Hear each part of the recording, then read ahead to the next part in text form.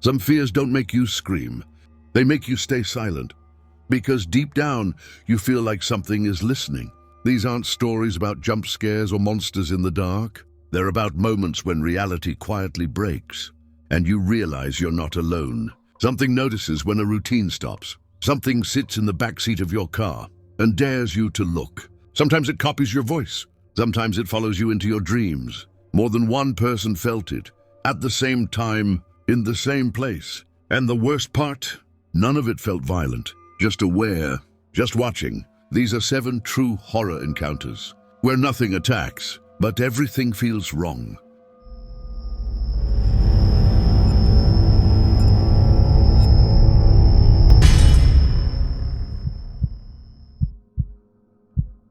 When I was around 12 or 13 years old, I was home alone with my younger brother. My parents were at work, so I was downstairs cooking lunch for him. He was 9 at the time. The house was quiet, just the sound of cooking and the occasional creak of the floor. Suddenly, I heard my brother coming down the stairs. I assumed he was hungry, so I walked over to tell him lunch was ready. When I saw him, he looked confused. He asked me how I came downstairs so fast. I laughed and told him I had been downstairs the entire time. That only made him more confused. He told me that just a few seconds earlier, he had gone into my bedroom. He said he saw me standing inside my closet. According to him, when he tried to talk to me, I looked panicked. Then I ran deeper into the closet and disappeared. At the time, I brushed it off. I assumed he was just trying to scare me. But there was one detail that bothered me. Above my closet was a small trapdoor that led to the attic. I had never been up there, not once. 4 years later, something happened that made me rethink everything. I was getting ready for school and FaceTiming a friend while picking out clothes. I needed to grab my laundry from downstairs, so I left my phone on my bed and told her I'd be right back. As I was walking back upstairs, I heard my friend talking. Not to herself, to someone. She was having a full conversation, and she kept repeating my name. When I walked back into my room, I asked her who she was talking to. She sounded confused. She told me she had been talking to me the entire time. I told her that wasn't possible. I had been downstairs. She insisted it was my voice. Same tone, same responses. She thought I was messing with her. I wasn't. I brushed it off again. But after that, I started noticing things. Whenever my closet door was open, I felt like I was being watched. Not from the room, from inside the closet. I never saw anything. I never heard footsteps, just that feeling. Later, out of curiosity and fear, I tested it. I left my phone in my closet while FaceTiming a different friend. I walked away. When I came back, she was already mid-conversation. With me, she told me we had been talking the entire time. Same voice, same mannerisms. I've never seen whatever is doing this, but something in my closet knows how to sound exactly like me. And whatever it is, doesn't like being ignored.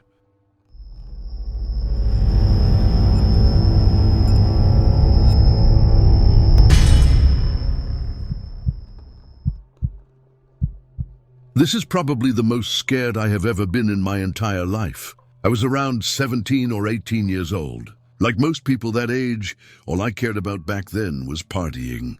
That night, a group of us were drinking at a friend's stepsister's house, or half-sister. Honestly, I don't remember the exact relationship.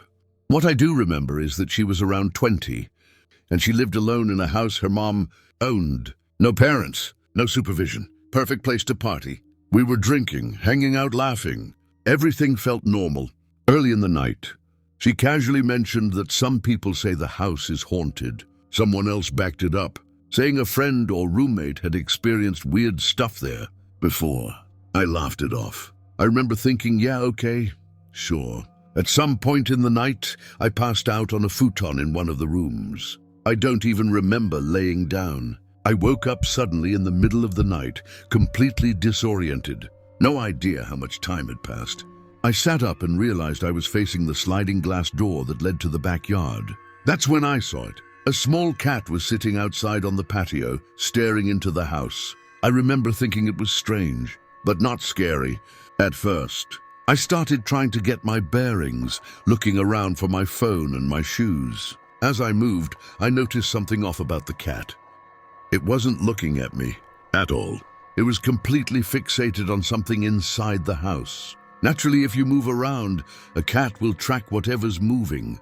So I waved my hand. Nothing. No reaction. The cat's eyes never moved. It was staring past me, into the next room. I was sleeping in a den, kind of an added-on room connected to the living room. The cat was staring directly into that area, past where I was sitting.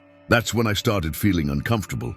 Almost immediately after noticing that, I started hearing noises. Soft sounds from the kitchen, subtle movements, something shifting. I told myself it was just the house settling. That's what houses do. But the feeling kept building. It didn't feel like random noises. It felt like something was moving through the house. Not just sound.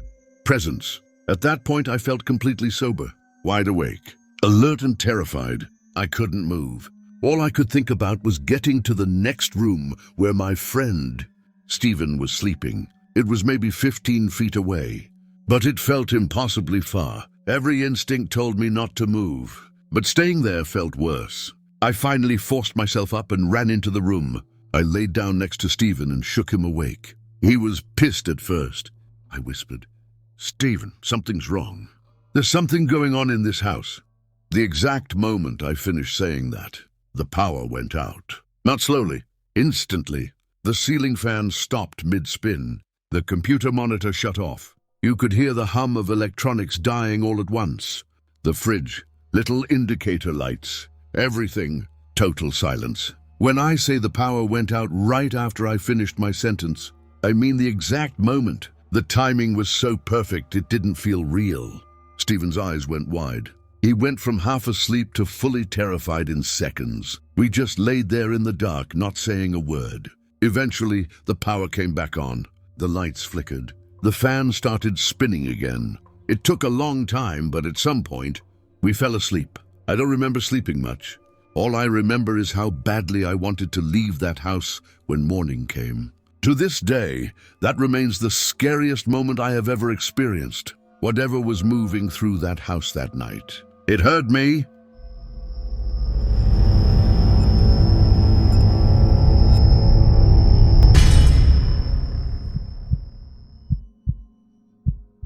I've shared this story before, but I still get asked about it. Out of all the calls I've responded to over the years, this one still sticks with me. It was a death notification. A woman had been killed in a fatal car accident just a few miles from her home, and I was assigned to notify her family. It was around 1 a.m. when I arrived at the property. As I pulled up near the gate, I noticed a woman standing just inside the entrance near the road. She seemed calm, almost expectant. She told me she heard me coming from miles away. That struck me as odd, but I brushed it off. I asked if she lived at the residence, and she said yes. I told her I needed to speak with her at the house. She agreed, but mentioned the walk would be good for her. The house was about 75 yards from the road. We started toward the house together. When we reached it, I stepped onto the small wooden porch and turned around to make sure she was behind me. She wasn't. The driveway was empty. It was pitch black. No movement, no sound. Before I could process that, the front door opened. A younger woman stood there, clearly concerned by my presence. She asked if everything was okay. I asked if I could speak with her and any other adults inside. She invited me in. I told her I was waiting for the woman I had met by the gate. She looked confused. She told me no one else should be home. That's when panic hit. I excused myself and searched the property, around the house, the driveway, the gate. Nothing. No footprints. No signs anyone had been there. I went back inside. I sat the woman and her husband down and delivered the news. The woman who had died in the crash was her mother. She told me her mother had moved in a few months earlier after her father passed away. She hadn't been handling it well. While they held each other and cried, I stood quietly and looked around the living room. That's when I noticed a photograph on the wall, a picture of a middle-aged woman, and my stomach dropped. It was her, the same woman I had spoken to at the gate. Same face, same posture, same presence. I asked the daughter about the photo. She confirmed it was her mother, the woman who had just died in the accident. I realized something then, before I told her family that she was gone. I had already spoken to her, standing by the gate, waiting for me to arrive.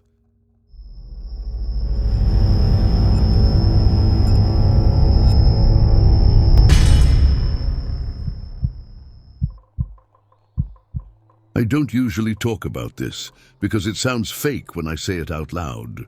But this really happened, and even years later it still messes with me. I'm 17 now. This started when I was 16. There was one night when I couldn't sleep at all. Not because I was anxious or scared. My head just wouldn't shut off.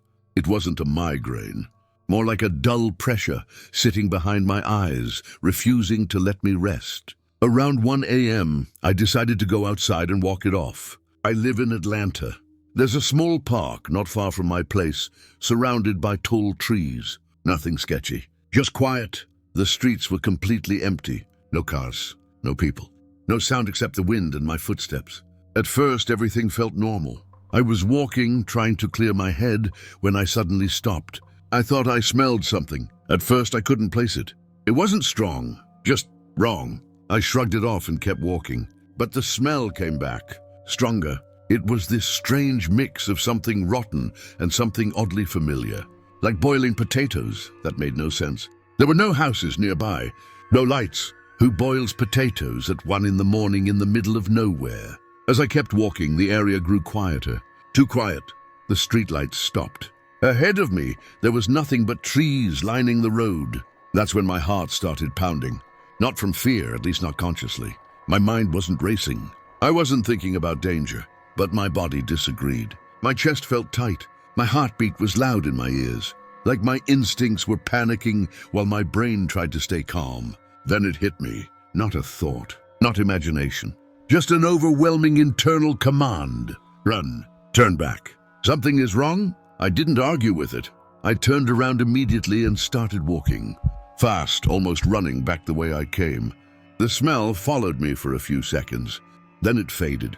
I didn't stop until I was far away from the park.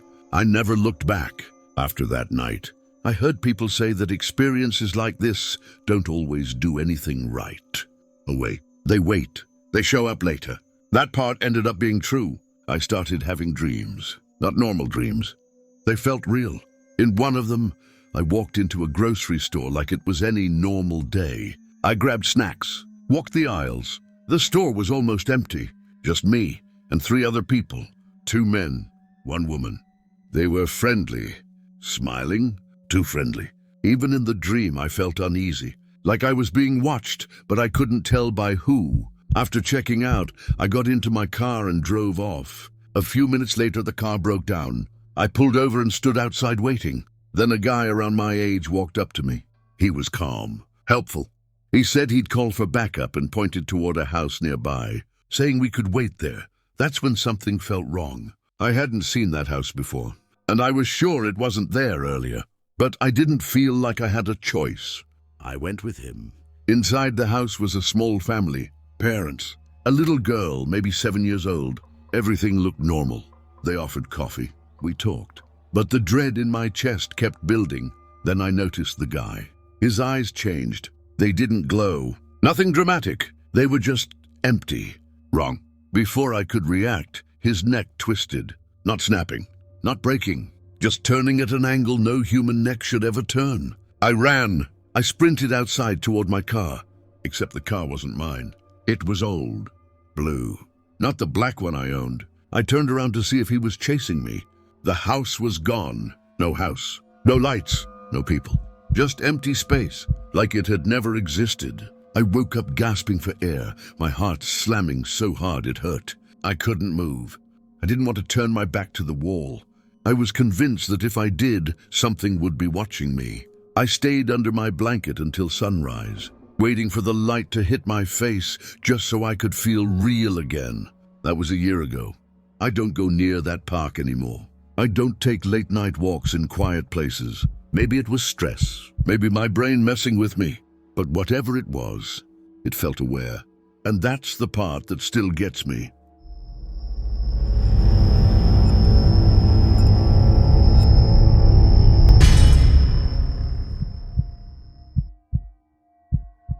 When I was a kid, I was obsessed with horror movies and anything remotely paranormal. Ghost stories, haunted houses, creepy footage, I loved all of it. My mom, on the other hand, was never into that stuff. She didn't believe in ghosts, didn't seek out scary stories, and usually brushed off anything supernatural. But one night, she told me something that never left my mind. At first, I honestly thought it was something my imagination had twisted over the years. So recently, I asked her about it again. She confirmed every detail. When my mom was young, she was a Navy brat. Her family moved constantly.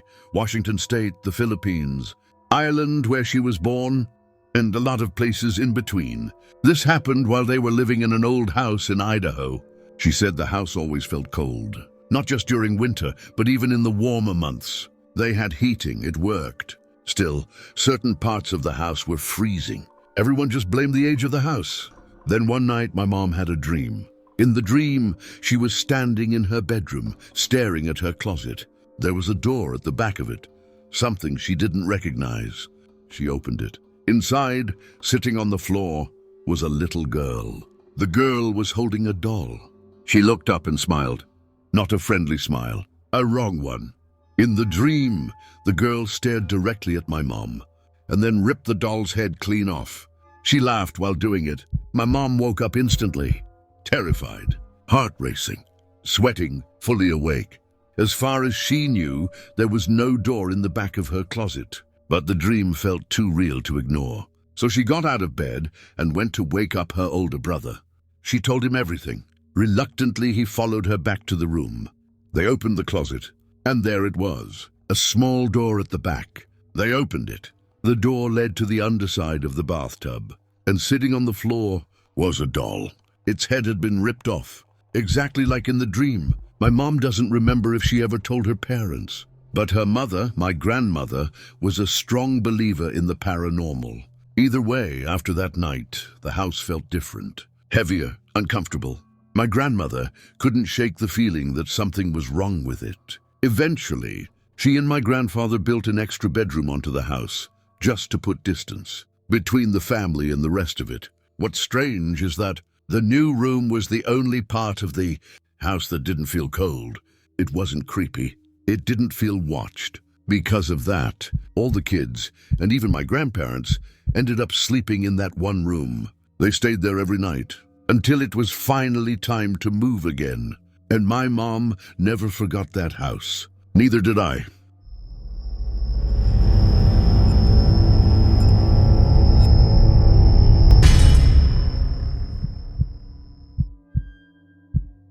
Back in 2018, I shared an apartment in Amsterdam with two friends. Our place sat right beside a canal, so close that the water ran directly beneath our balcony. Every night after dinner, one of my roommates followed a small ritual. He'd take a tiny portion of leftover food, just a few bits, and toss it into the canal. Nothing dramatic, no spectacle. We were spiritual people. Before we ate, the food was always offered to God. My friend believed that whoever received the leftovers, fish, birds, or anything else, would benefit from it. The food was considered sanctified, meant to uplift whatever soul came into contact with it. He did this almost every night. Then he left town for 2 weeks to visit his sister, and the routine stopped. During that time, my girlfriend came to stay with us. So it was just the three of us in the apartment. My other roommate, my girlfriend, and me. We were still cooking like normal, still offering the food spiritually, but nothing was being thrown into the canal anymore. That's when the apartment started to feel wrong. It was strongest in the kitchen. The temperature there dropped noticeably, especially at night. Cold enough that you felt it the moment you stepped in. Whenever any of us cooked, there was this constant suffocating sensation, like someone was standing right beside you, leaning in, watching over your shoulder. You never felt alone in that kitchen, even when you knew you were. Sometimes we heard faint sounds, soft movement, slow, heavy breathing. All three of us experienced it independently. That unshakable feeling that someone was right behind you, or worse, more than one presence. Then came the physical effects. Random headaches, a heavy pressure in the body. Staying in the kitchen too long felt exhausting. Being there alone was genuinely terrifying. The fridge would be open when none of us touched it. We'd hear it open and close while everyone was in another room. Food slipped out of our hands while eating. Utensils made faint noises from the kitchen when it was empty. Small things, but they kept happening, always in the same place. One night, the tension was unbearable. I said out loud, half joking, half challenging, "If someone's actually here, give me a sign." Right now, immediately, the entire right side of my body reacted. Every hair stood straight up, like a cold electric shock tearing through me. There was no build-up. It was instant. I froze. At the same moment, my girlfriend said she felt pressure on her shoulders. Our roommate said the air suddenly felt thick, harder to breathe. All three of us felt it. We were surrounded. And it didn't feel like just one presence. It wasn't violent.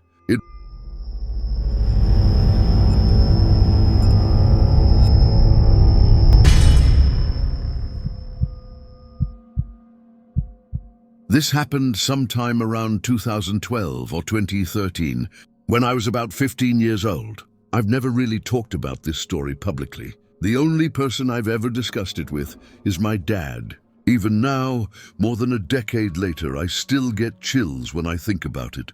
That evening, my dad came to pick me up from a friend's house. I had spent most of the day there, and by the time he arrived, the sun had already gone down. The sky was dark and the air felt unusually still. My mom was waiting for us at home so we could all eat dinner together. After I got in the car, my dad decided to take a road he often used. It was a long, winding stretch of road, surrounded completely by forest. At the time, we lived on a military base. This road connected to the back entrance of the base, an entrance that wasn't used very often. Most people avoided it, especially at night. It had no streetlights. No houses, no businesses. In my mind, I became aware of something in the car. Something sitting in the very back row. I didn't see it. I didn't hear it. But I felt its presence as clearly as if someone were breathing right behind me. And somehow, I understood that as long as I didn't acknowledge it, as long as I didn't look, nothing bad would happen. Time started to feel strange. I don't know how long we were driving like that. Maybe 2 minutes, maybe 5. It felt much longer. The silence in the car was heavy, thick. The forest outside seemed darker than before, as if the headlights weren't reaching as far. Finally, I noticed lights in the distance, the back gate of the military base. Bright floodlights suddenly lit up the road, breaking the darkness. We slowed down, checked in at the gate, and continued driving toward our house. As soon as we passed through the gate, the feeling changed. The pressure eased. The cold faded. By the time we pulled into our driveway, the sense of being watched was completely gone. My dad parked the car and turned off the engine, and we just sat there. Neither of us moved. Neither of us spoke. The silence felt just as heavy as it had on the road. A few seconds passed, then a few more. Finally, I turned my head and looked at my dad. He was already looking at me. His expression wasn't scared exactly, but it wasn't relaxed either. It looked uneasy, like he was trying to decide whether to say something. "What?" I asked. He paused for a moment. Then he slowly gestured toward the back of the van. "When we were driving," he said, "did you feel something strange?" My stomach dropped. He continued, "Like someone was sitting in the back seat?" Instant goosebumps spread across my arms. I told him yes. I told him I felt it almost the entire drive, and that I didn't want to say anything while it was happening. That I was afraid if I acknowledged it, something bad would happen. He let out a nervous laugh.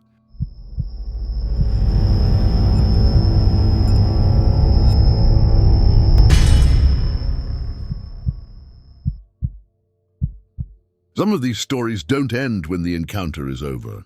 They stay with you, because whatever was there didn't feel angry or violent. It felt aware. So if you felt uneasy while listening, that's not fear, that's instinct. And if tonight feels a little quieter than usual,